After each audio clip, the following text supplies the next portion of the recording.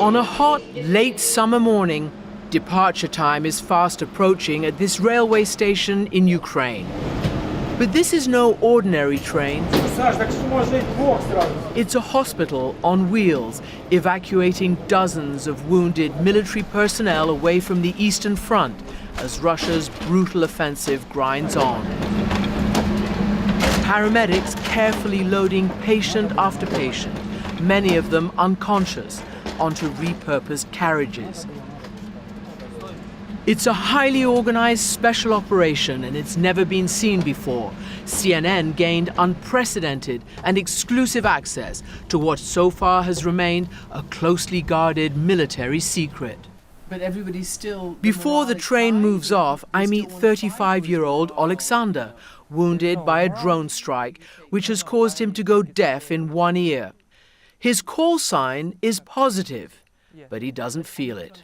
Very tired, but hard times, and we маємо далі продовжувати боротися, як би важко не було би. Do you feel that you have enough people, enough weapons to defend? No. You don't have enough? No. Не вистачає людей, однозначно, і однозначно не вистачає зброї.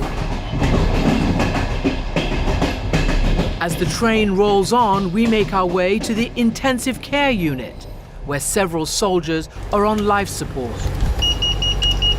Bed after bed of broken and battered bodies. Lives shattered in an instant. 90% of the wounds being treated here are from shrapnel. And yet, many of these patients know they'll be patched up just to be sent back to the front as soon as possible. This train and its cargo sum up Ukraine's state of military affairs. Mostly ordinary citizens who've answered the call, outmanned, outgunned by Russia, and yet still putting up a hell of a fight. Nurse Yulia makes this journey twice a week.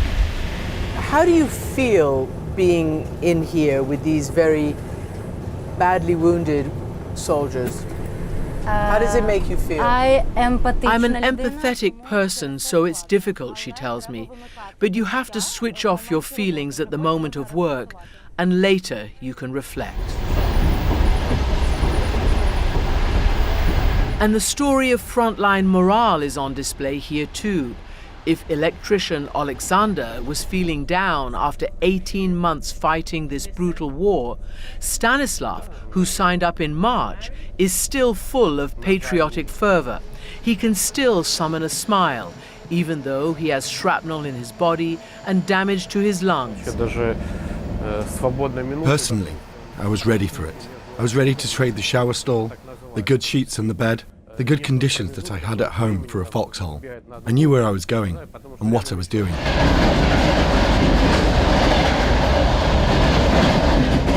The most difficult part is evacuation from the front line. Combat medics who work on the front are dying, just like soldiers. As these carriages rumble on through fields of gold, think for a moment of history repeating itself in Europe when thousands of ambulance trains evacuated casualties from World War I's trenches, more than 1 million to the UK alone. Tonight, darkness descends as we arrive at the destination, and suddenly there's activity everywhere again. As ambulances line up, collecting and dispatching to hospitals across the country. On the platform, the railway chief describes his pride and his sorrow. I see these kids who are saying goodbye to their dads who are heading towards the front lines. So seeing those same guys coming back effectively unconscious or with amputations, it feels like the price of the war is incredible. Like a conveyor belt, industrial-scale conversion of healthy young men and women into this.